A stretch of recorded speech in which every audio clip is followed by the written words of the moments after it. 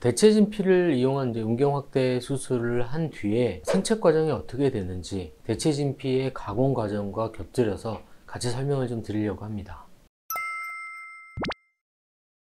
먼저 용어 정리를 좀 해야 되는데요. 진피를 부르는 이름들이 굉장히 많습니다. 대체 진피, 저장 진피, 동종 진피, 이종 진피. 보시는 분들이 되게 이걸 보면서 이제 되게 헷갈려 하시는데, 용어 정리부터 해드리면, 대체 진피와 저장 진피는 이제 같은 의미로 사용이 되고 있고요. 다 같이 이제 우리 몸에 이식할 수 있는 진피를 가공한 것들을 대체 진피 혹은 저장 진피라고 합니다. 이종 진피는 이종, 종이 다른 진피. 그러니까 이제 사람이 아니라 소나 돼지의 피부를 가공한 거를 이제 이종 진피라고 하고요. 동종 진피는 동종, 종이 같은 이제 사람의 피부를 가공한 거를 동종 진피라고 합니다. 그래서 일반적으로 이제 대체 진피를 이종 진피라고 이제 지칭을 하는 경우가 많고요. 저장 진피를 동종 진피로 지칭을 하는 경우가 많은데, 사실은 조금 잘못됐고요. 크게 보면 이제 우리 몸에 이제 진피를 대신해서 이식하는 대체 진피가 맞는 말이고요.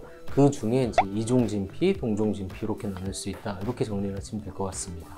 이종 진피가 됐든 동종 진피가 됐든 일단 진피는 내 몸에 있던 조직이 아니라 이제 다른 조직을 이식하는 거기 때문에 가장 중요한 게 이제 항원성이 낮아야 됩니다. 그러니까 내 몸에 이식을 했을 때 내 몸에 있던 면역 세포와 면역 반응들이 이식된 조직을 이제 공격하지 않아야 되는데, 그게 가장 중요합니다. 의학적인 용어로 말씀드리면 낮은 항원성이라고 하는데, 항원성이 낮기 위해서는 이종이든 동종이든 진피에서 세포들이 되게 이제 면역 반응을 일으키기 때문에 세포들은 완벽하게 제거가 돼야 되고요. 그 다음에 이 3차원 구조는 그대로 잘 유지가 돼야 됩니다. 뿐만 아니라 이 세포를 제거하기 위해서 이제 쓰였던 화학약품들 역시 몸에 이식이 되면 이제 면역 반응을 일으킬 수가 있기 때문에 이런 화학약품도 잘 세척이 돼야 됩니다. 그래서 낮은 항원성이 가장 중요하고요. 그 다음에 중요한 건 아까 말씀드린 이제 3차원 구조를 잘 유지하는 게 중요한데, 이 과정에서도 이 진피의 3차원적인 매트릭스 구조는 잘 유지가 돼야 됩니다. 그래야지 이제 내 몸에 있던 파이브로블라스트, 섬유 아세포라고 하는데 파이브로블라스트가 자라 들어오고 혈관들이 빨리 자라 들어와야 그 자리에 내 세포들이, 나의 세포들이 이제 자리를 잡고 채울 수가 있기 때문에 3차원 구조를 잘 유지하면서 세포들을 제거를 하는 게 가장 중요합니다. 그림에서 보이는 게 이제 피부 구조인데요. 사람이든 동물이든 다 비슷합니다. 제일 위에 있는 게 이게 표피층이라고 하는데, 피부 바깥쪽에서 만져지는 이 피부입니다. 피부. 이 부분도 이제 세포가 많기 때문에 이제 날려야 됩니다. 진피를 가공하는 과정에서 이 표피층을 날리게 되고요.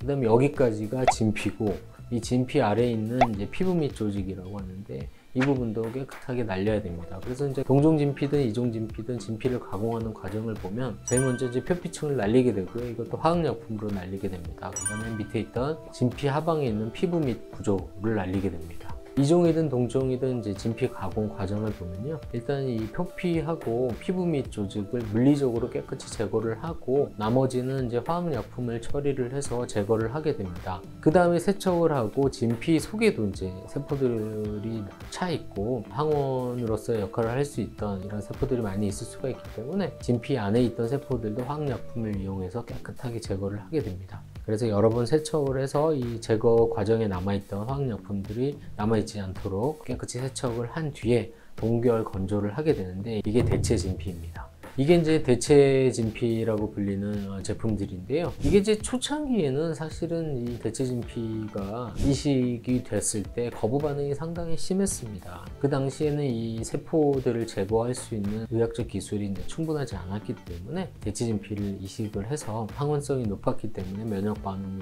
때문에 이제 거부 반응이 굉장히 많았고요. 그로 인해서 생착률도 상당히 낮았습니다. 근데 최근에 나온 제품들은 잘 관리가 되고, 이 세포를 제거하는 과정 자체가 굉장히 체계적으로 이제 정리가 돼서 대개는 이 세포가 남아서 면역 반응을 일으키는 경우는 굉장히 드물다고 생각하시면 될 것 같습니다.